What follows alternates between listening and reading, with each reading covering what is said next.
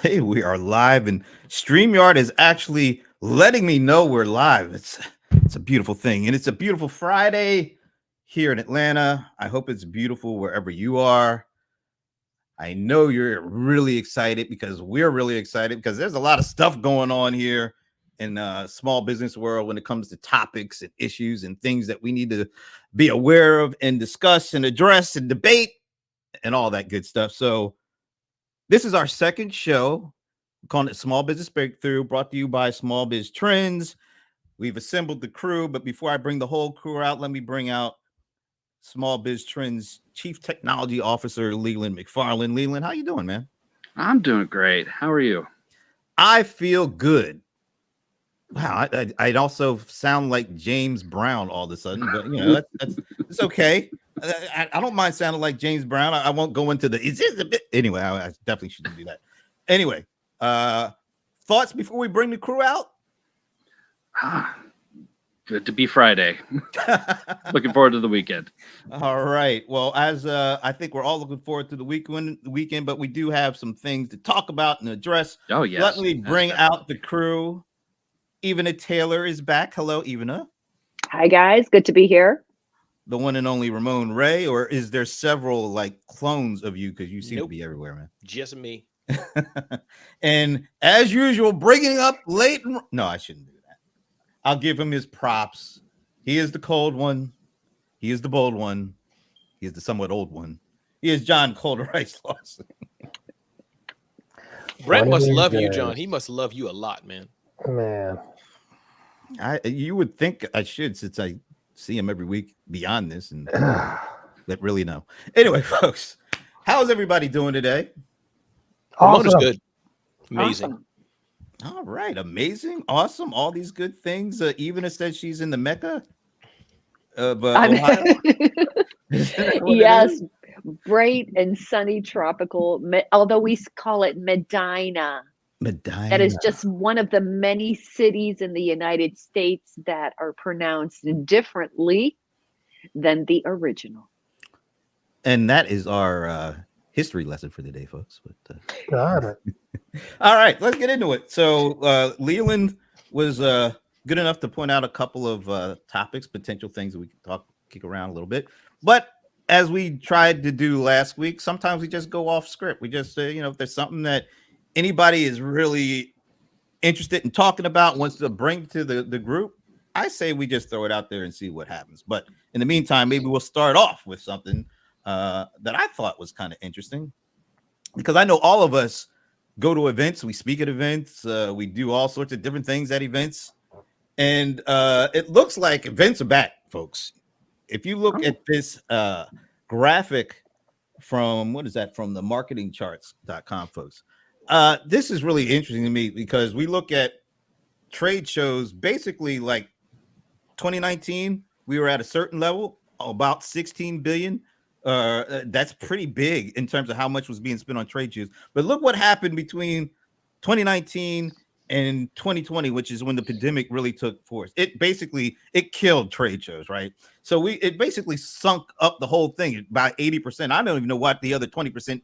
I don't even know why they even held their events during the 2020 season, because I wasn't going anywhere. I was like stuck right here, actually, and I'm kind of still here. But anyway, but look what's happened.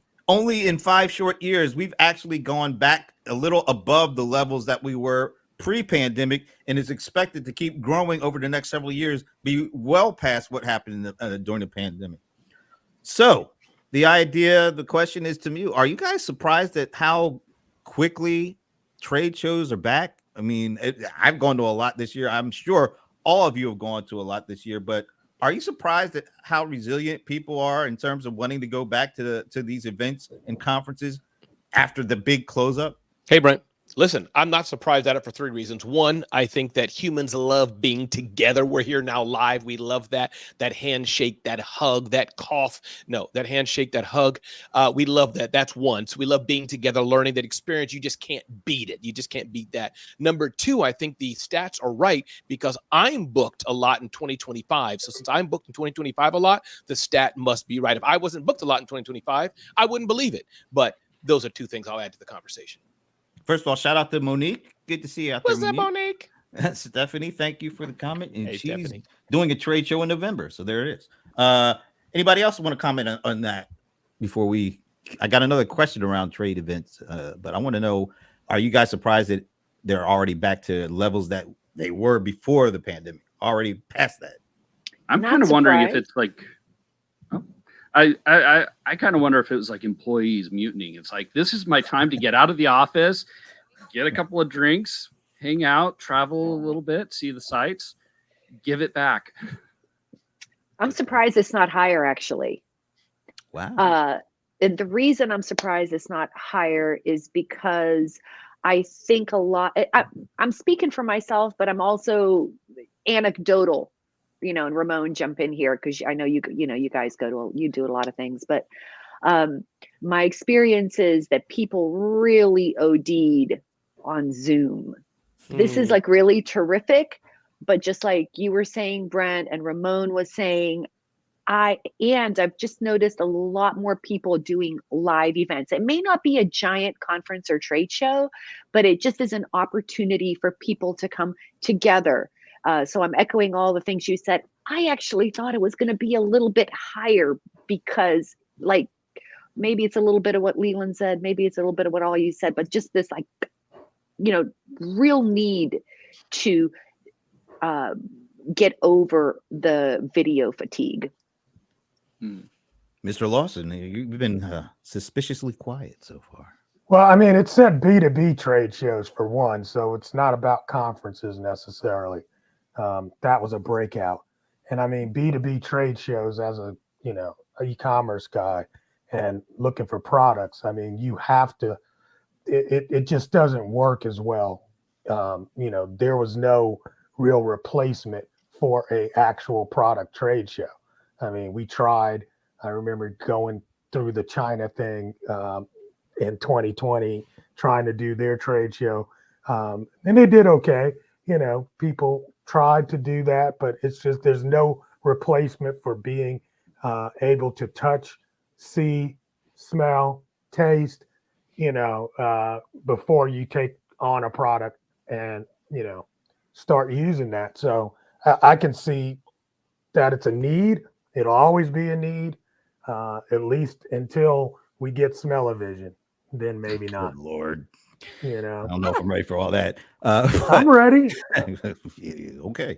So I think I've already been to 13 events, and now the summer solstice kicked in, and now Labor Day is getting ready to approach. And once that happens, I'm already signed up for another 7 events. So to me, it's well beyond what it was before. But with all that said, how good are these events? Have the lessons been learned from all the Zooming and the virtual? Have they actually taken some of the good things that came out of those and incorporated into these post-pandemic live events to make them better than they were before? I am really interested in hearing what you guys have to say about that. I have some thoughts, but I want to know if you're seeing actual better conferences than before we were, the pandemic hit. I have some thoughts, but who thinks either way? They're better now or they're not? My vote, Brent, I don't think they're better just from the events I've gone to, but I'll shout out some events. You have the Aspire Conference, which does, all over the country. Most of you by now may have seen their ads, even Marcus Lemonis, Kevin O'Leary, and others. Those are great events, great music, great connections. So, nothing better than pre-COVID. I think they're great. You have the event Lamar Tyler does, Traffic Sales and Profit. That is off the chain amazing. Is it better than it was pre-COVID or whatever? I think it just always gets better and better. So my 2 cents, I don't know lessons learned, but I'd be curious what others think. And I think, as maybe even has said, all of them are not big billion-dollar events like you and I and others go to. I think John's been to a few of them. He's not invited to all that we're invited to, Brent, but he's invited to some. That was a joke, John. The Salesforce, SAP, all those kind of big conferences. But my point being is that some are smaller. I was at a friend event. Her name is Ivana DeBarros. Smaller event, name, image, likeness. It was a good event. So I think there's the larger conferences, and I'm expanding it bigger than B2B trade, but even smaller events happen. I do some small events. So back to you, Brent. Anybody else? I'll jump in here and say the one big thing I've learned in terms of it's so fascinating how, Ramon, you were talking about, I don't know, quality of content, maybe, I'm not sure. But my mind immediately went into the technology and how hybrid is almost a must do. And I see a lot of conferences really leveraging that as an extra revenue stream. So they're really, and I'm not saying that didn't happen before. Before it seemed like some were doing it, but now it seems like it's almost a must have feature to have either hybrid or recordings or whatever. I just didn't see it as often as I'm seeing it now. And I'll jump in and say it's not even close to what it used to be. I mean, the way it used, it used to be, wow. I mean, I would go and walk trade show floors just to get the stupid desktop kitschy devices and The tchotchke toys, stuff. the tchotchkes, right? Yeah. I mean, the parties that they used to have, the food that they used to serve. I mean, just, everything is kind of low budget. We're here. We'll give you the bare minimum, in my opinion. It's not the same as it was way back. And I'm old. So, but also on the same space, I really don't feel that pre-COVID versus post-COVID people or individuals are able to communicate as well as they were before. So the big thing I see is a lot of people stay behind their table, and if you don't approach them, they don't approach you, kind of thing. And it's just a whole different vibe than it used to be. Of course, I'm used to what it is now, but since we're talking about it, man, if you go back 10 years, going to a trade show it was an event. Today, it's okay, I got to be here. Party rooms, all the things. Why do you think that is, John? What do you think is the difference? I mean, like, why budgets. do you think that is? I think they figured out ways to keep the budgets low, and I don't see that money being poured back in to these events. I don't know. Maybe critical success factors, right? Like, or maybe the ROI on that. What would he call? We used to call it something. The company room, the party room. I forget what those were called, right? But that used to be a given, and now that is no longer a given. You used to have a suite where you would do a lot of the transaction wouldn't be on the floor, it'd be up in the suite. It's kind of different today. All right, that's interesting. I'll say this: maybe I was jaded because before the pandemic, it looked a certain way, and then while we were all stuck on our homes and we were doing everything virtually, it took them a while to actually get the benefits of using this newer virtual technology to create an experience that was different. And then once they kind of got the hang of it a little bit, and the things opened back up and we went back into these physical events, and quite honestly, I was disappointed because there were certain things that I think virtual events, pieces of the virtual experience that they could have brought to the live experience. And all it felt like was that they just said, all right, we'll dust off our old live event book and just go right back to what things were before. And, maybe the budgets were cut, but they didn't take any ideas of the things that made these virtually experiences different. Like than what? Like the engagement aspect, like being able to do kind of take the things that make us want to be more to view. For example, before the pandemic, sessions were 45 minutes, hour long. Sometimes they're even longer than that. Keynotes were like really long. And let's face it, when we're sitting in our desk and we're watching them virtually, guess what? I've got 5 screens up. If this isn't catching my attention right now, I'm going over here. I'm going down there. I'm going anywhere but there. They should have done what they started doing with these virtual events, is shortening up the sessions and making them quick hitters and adding visuals. They didn't do any of that stuff. So I shouldn't say all, I'm not making a blanket statement, but some of these events, they're still operating the same way that they were pre-pandemic. And we don't operate that same way. Our attentions are not going to be locked in because we only had one thing to look at. I mean, we can be in a physical event and we have our phone screen, we might have a laptop, and we're looking at all sorts of stuff, but anything that's going on because they lost our attention after the 5-minute mark or after the 10-minute mark. There are things that could be and should be done because our viewing, the way that we view and activities we do while we're viewing are nowhere near what they were before the pandemic hit. So you got to adjust to take advantage of that situation, or you lose it. That's what do you think they should, Brent? What do you think they should be doing though at a live in-person event? Besides the usual, meaning we have a traditional room, breakout sessions are main stage, guy or gal goes on main stage, or guy or gal goes on breakout, 3 breakouts, Marriott somewhere down the hall. What should they do besides main stage and besides good slides and good audio? Besides that, less slides, better audio, more video integration, shorter events, shorter sessions, make them quick hitting, keep more the pace moving. Talkish. Yeah, we don't want that. We don't want hour-long, sermons from the mount anymore because our attentions are going to be like, yo, I got 8 other things I could be looking at right now. May I push back, what? Brent? Real quick. But here's what's getting on my nerves too. And I'm like, the storytelling is driving me crazy.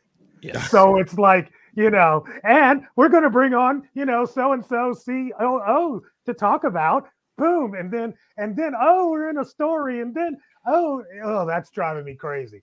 Just the manufactured, I don't know. That's the new thing that's driving me nuts. Go ahead, Ramon. But no, I was going to say, John, isn't that incumbent upon, though? I think I hear your point, Brent, but I don't think there's anything technically they can do. Hey, everybody, we're passing out Frisbees. 2 minutes into it, we're going to throw it. I don't think you mean that. But isn't that in a way, Brent, up to us as speakers? Because I must say, I've been to events, though, that have been longer, and I've loved it. That's just me. So maybe it's just the event, that we're going to. And I think it also, maybe we break it down, the typical tech event that you and I go to. I must say, Brent, yes, that doesn't hold great attention. But I've been to some good events where they're especially back of the room sales, and I know they're going to pitch me. I've loved it. I've heard some speakers, and I'm like, I could have heard this guy for 90 minutes. Yeah, I think that's valid.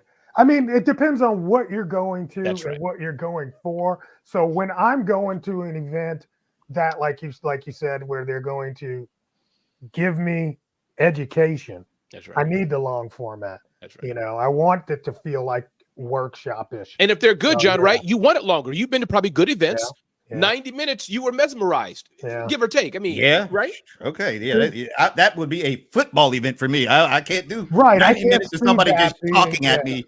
No, that's just me. I'm different like that. I think what's really interesting is we all have these different perspectives, and we're coming at these events from different angles. This is what I'm assuming a lot of people out there that are watching or listening, they're picking things up that make sense to them, and maybe things that they don't necessarily agree with. We haven't talked about this, and I would love if we can just spend maybe a round robin before we wind up this topic. Stephanie mentioned that she was going to an event in November. We haven't talked about the exhibitor experience or the attendee experience, and given what we've talked about, how attendees and exhibitors can maybe get the most out of events. By the way, shout out to Joel, the franchise king. Jolie Bava, That's still one of the best brands of any individuals I've come across. Can't beat it.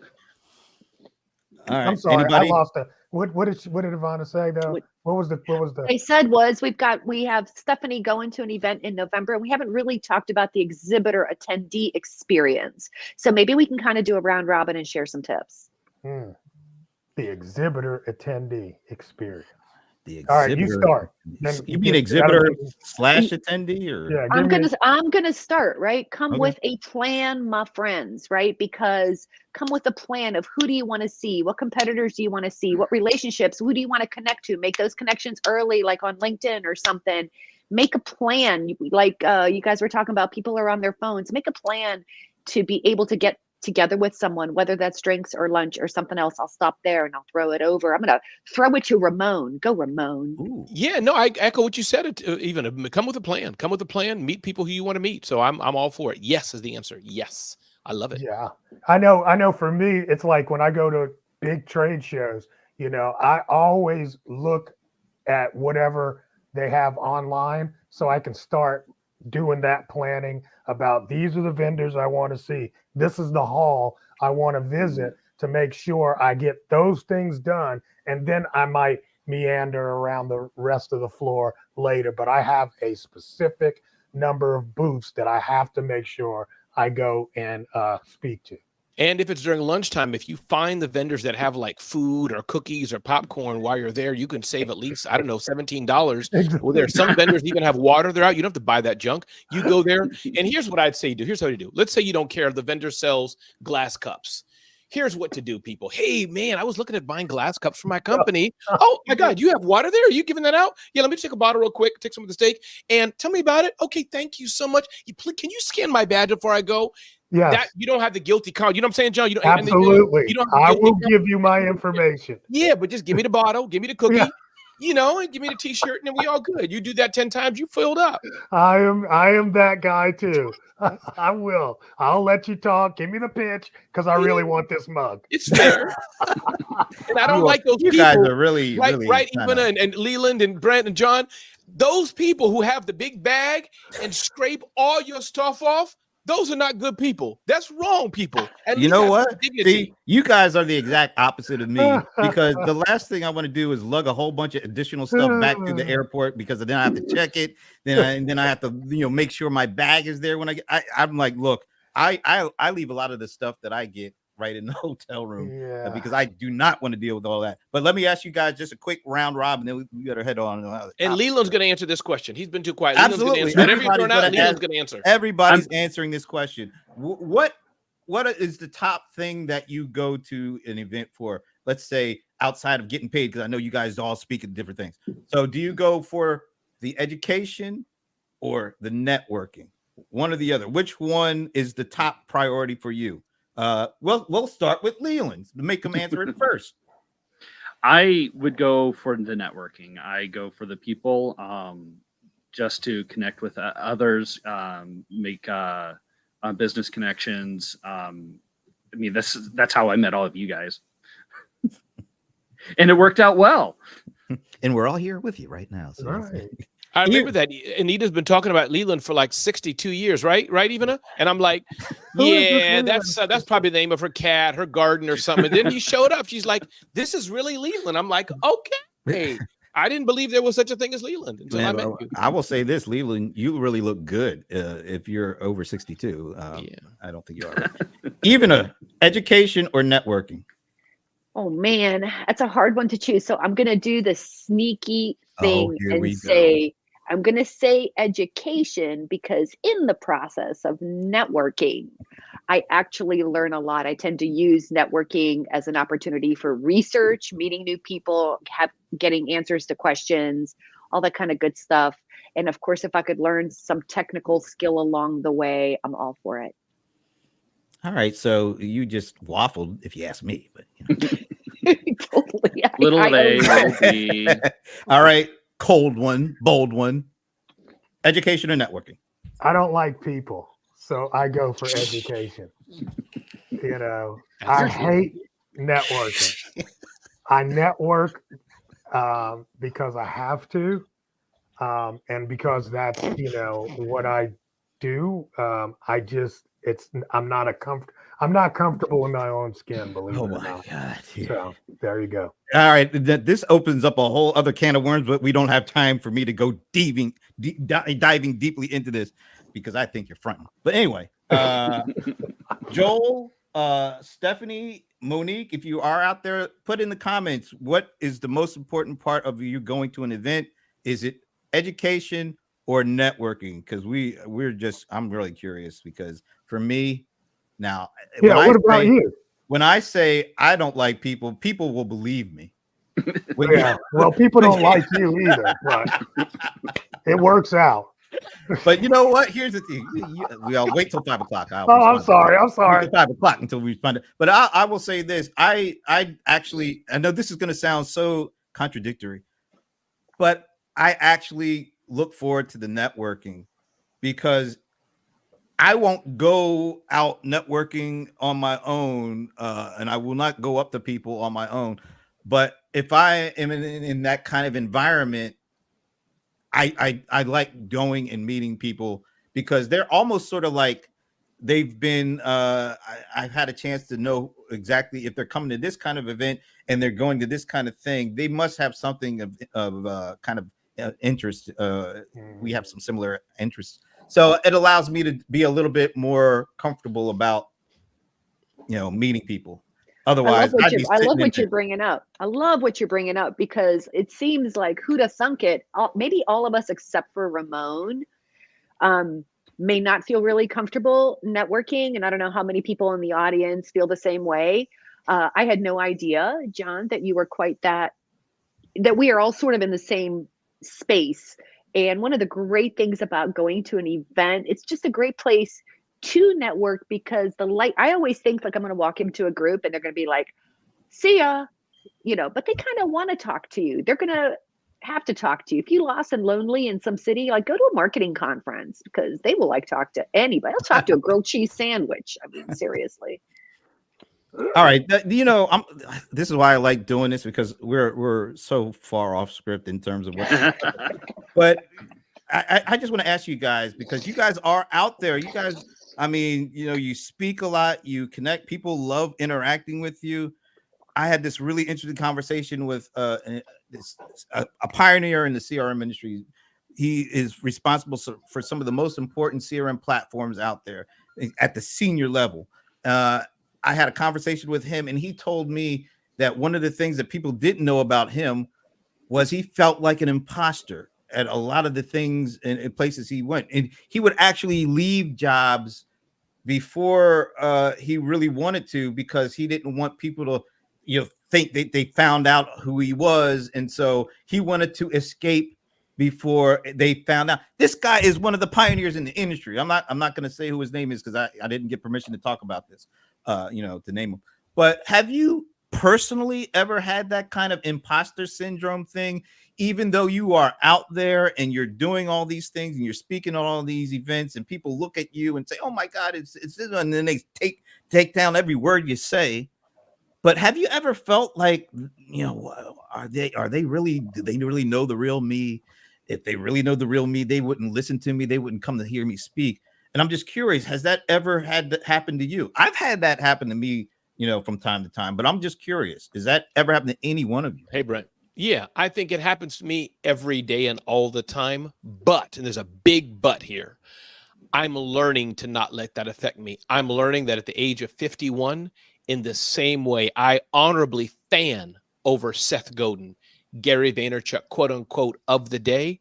At this age, having done what I've done for years, there are people who think Ramon is hot stuff, and I need to appreciate that and accept that. If I don't, it's rude and not good. So I'm learning that when that person has my book, Celebrity CEO, and they're in tears and they have it bookmarked and they're saying, Ramon, your book I learned, I need to stop that crap deflection. No, throw it away. That's no. In the same way, how would I feel if I met the proverbial Zig Ziglar, the proverbial Les Brown, whoever it may be, that's a bit older, and I watch them, I've watched their tapes, videos, and they brush me off. So my point being, yes, I never want to appear fake. And I can't help it that I'm do a story, short form reel every day. Ramon, thanks for sharing it. You must be great. To close friends, John and I have talked, and others, I may say, listen, business has been a rough season, but I'm trying more and more not to do that to everyone and say, no, you see me because I said hi. Doesn't mean that businesses, if you would feel what I mean. So hope that made some sense. Back to you, Brent. Anybody else want to get on that? I had a business coach tell me one time, he said, the only people that don't get imposter syndrome are imposters. He said the fact that you have that is the key to you knowing that you actually are not an imposter. And I was like, and that really changed my perspective on it. So, like Ramon says, it can be a daily thing sometimes that you have to struggle with.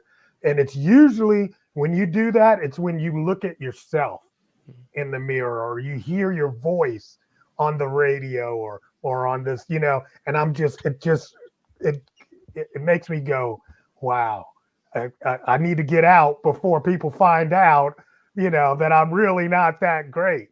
You know what? I even saw a thing on Michael Jackson and he used to do that. Wow. He had it too. So it's the greatest of us all. Yes. Have, some of that. So don't freak out on it. Don't let it stop you. Do like Ramon, push through. I had a great experience yesterday, actually. I do these webinars, and then my call to action is that I just want to talk to you, so schedule time with me. I just want to get to know people. It's a form of market research and so on and so forth. The webinar was really about AI, for example. So yesterday I had a call scheduled, and I'm talking to this man. He's 92 years old. Wow. Had owned companies, sold companies, and was working consulting with manufacturers right now. And he says, he calls me and he's asking me all these questions, and I'm responding to his questions. And then we got to sharing, what his business is and all this. And I said authentically, I'm like, I am so humbled to be speaking with you and to hear about your experiences. And my point is, he says, well, I'm learning from you, right? Because I happen to have a set of experiences in this little tiny space. And his set of experiences is more broad. It had more to do with wisdom. And the lesson I learned yesterday was that, as everyone was saying, we're all going to have some level of this imposter syndrome, but you always have to recognize that, that thing that is your strength is somebody else's weakness. And they're looking to you no matter. You don't have to have like a PhD in everything. And can I just add one thing, Brent? I know time is short here, but I just want to say that when you look at the five of us here, and Joel, brother, it's good. I'm going to include you here, Joel, too. Others who are listening, I just don't know you all that well. But I'm talking about when I think of John Lawson, I followed his career for years. He is one of the top voices in AI, even though it's new for all because he studied it. And he's one of the top voices in e-commerce in general. He has the receipts to prove it. When I think of what Ivana does, she's done DIY marketers for ages. She is the GOAT. It sounds a little weird, but she's the GOAT of DIY marketing. She's done it, written on it, said it. When I think about what Leland has done, he has helped build the largest independent destination for small business.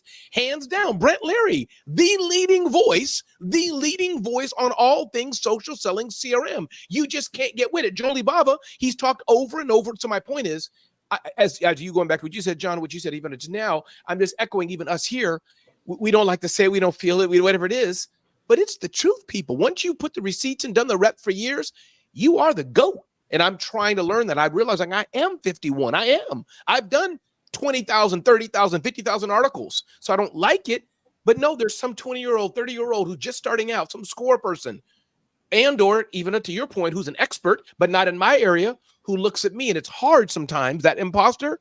But I'm trying to say, you know what? No, I have been on every big stage with the best of the best, repetitive. So I may just own that I'm a darn good co-motivational speaker. I may just own it. Back to you, Brent.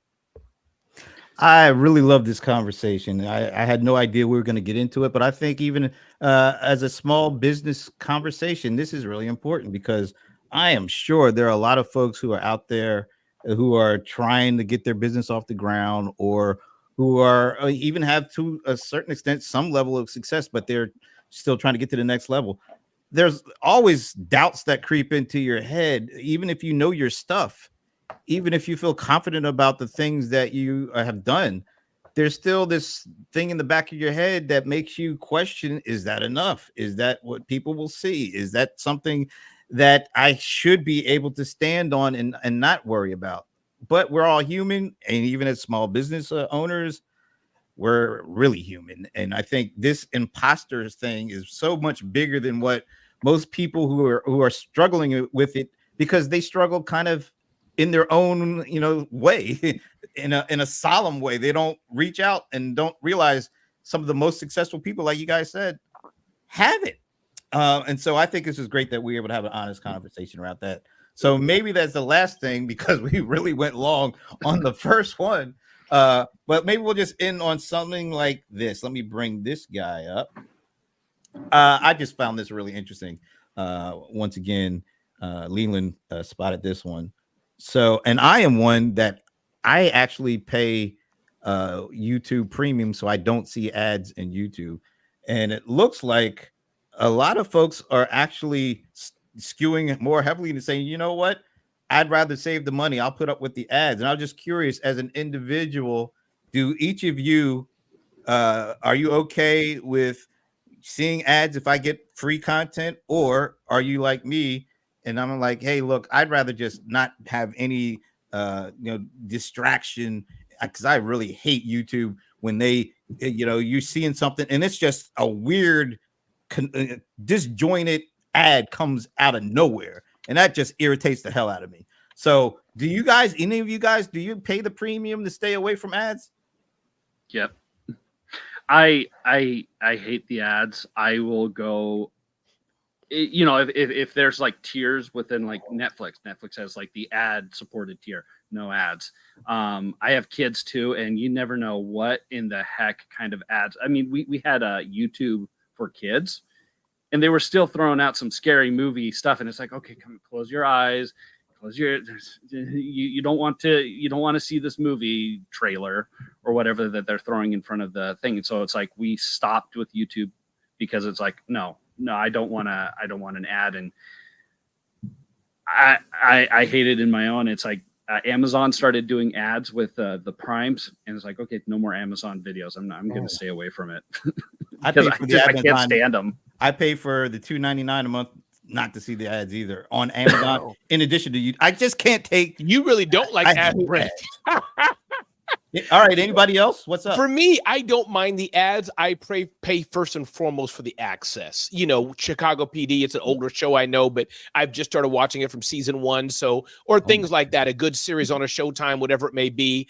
I may pay just to get access. This is a darn good show, Navy SEAL, something that's really in my demo that I really like. I paid for Shark Tank access, for example, but the ads, to answer the question, no. Ads don't bother me that much because I don't watch it that much and I binge it. So I pay for. Go ahead, Ivana. Oh, okay. I'm half and half, right? So 2 platforms I watch most often, Netflix and Amazon. I pay for no ads because I'm in there all day, every day. But then Hulu and Paramount Plus, for example, I do watch them from time to time, but I let the ads run. So it's sort of like to Ramon said, strength of commitment, let's say, to a show. Go ahead, John. Yeah, I mean, just the business that I'm in, I got to respect ads. And you know what I mean? But also I learn a lot from ads, what's working, how to put things together, copyright. However, for YouTube, I did opt to pay, and it really was about time saving. Yeah. It was like, wow, I spend way too much time wasted on that 5 seconds. And so I got rid of that, and I was like, wow, my life's better. So.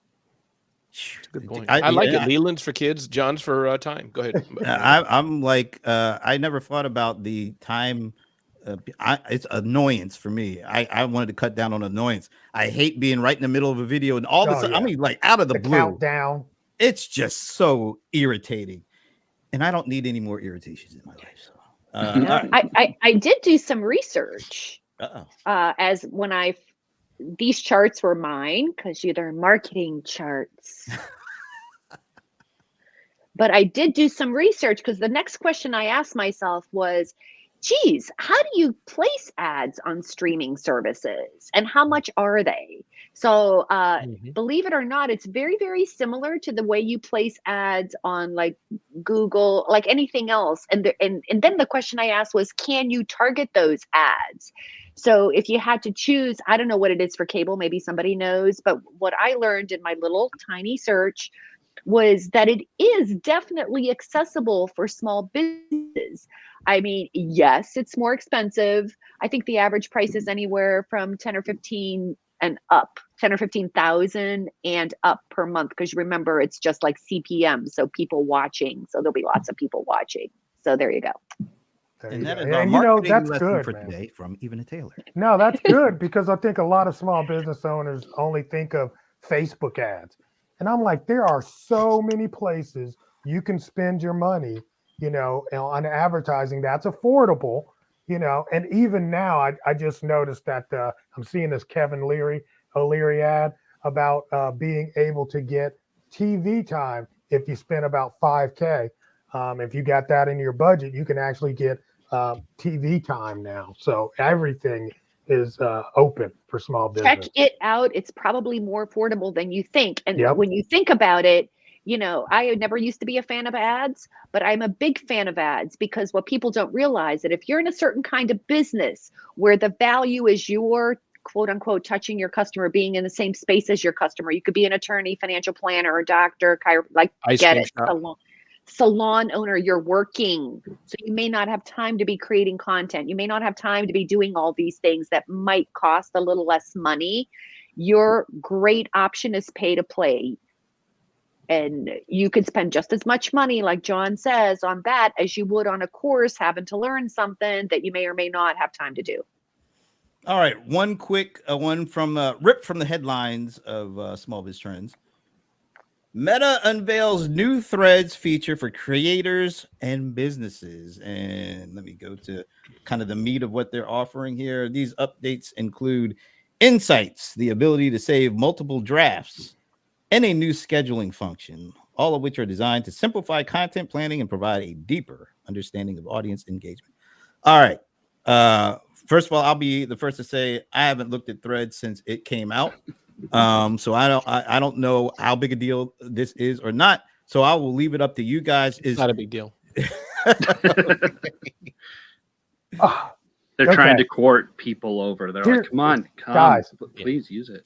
They had no chat choice but to do it because they're programmers, you know, but it's not a big deal. John Lawson, tell us, John. Guys, you have to understand that something like Threads is in the beginning phase, and in the beginning phase of something like Threads, which is owned by Meta, which everybody was opted in because they had an Instagram and account. never used.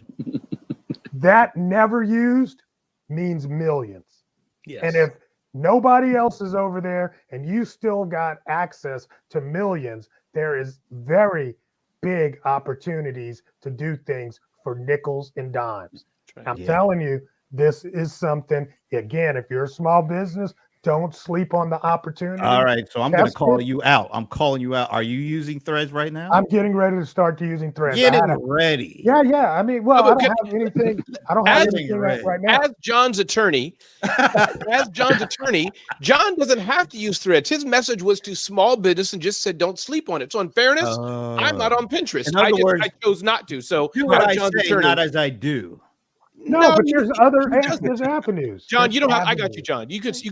Y'all are fronting on the people. I'm just here to just let them know. Well, here's the thing. Anyway, I had a post of a friend that said she is doing tens of thousands of dollars on Threads because nobody else is paying any attention. That's good. Well, you know who is paying attention? Apparently, Joel is the franchise king. He loves Threads. Hey, if you could put just a real quick reason why you love it, let us know. Please tell us, Joe. And by the way, he is doing his own little branding here. You can catch him at the Franchise King 1. Why do you have to add a 1 though? I'm curious. Because there's somebody. There must have been because he's number 1. Joel wasn't there fast enough. Joel, were you not there fast enough? All right, no. I'm glad we had this little interaction because I like I said, I remember the hype when Threads first came out because I think they're kind of capitalizing on something else that came out. And so they all of a sudden we got Threads. And it was like with the first first week or so, they had like 50 million people sign up. And then like you started seeing these articles. Nobody's using this. Like the usage was like kept going down. So that's why I'm curious. And it would be really interesting to see if something, the groundswell comes back because maybe some of these moves or it doesn't. It'll be interesting. Like Ramon said, I mean, like, I don't use Pinterest. That doesn't mean it sucks. Right. Groundswell is relative. I'm not saying it sucks, but it hasn't caught the mass attention of some of these other platforms. Like, I'm not even going to throw out TikTok and what that's done. And that was not that far before Threads came out. Was it like really hit the mainstream like a year before Threads or something? Anyway, good conversation, folks. So let's do the round table. Last thoughts, and I will start with the oldest person here. That'd be John me. Lawson. I think I was going to say, are you sure? I don't know. Yeah, I wasn't sure. I don't know. Yeah, I'm 51. It So I don't know. ain't you, I think we're Ramon. close. Oh. I think we're close. But last thoughts. I think just to focus in on what we were just talking about.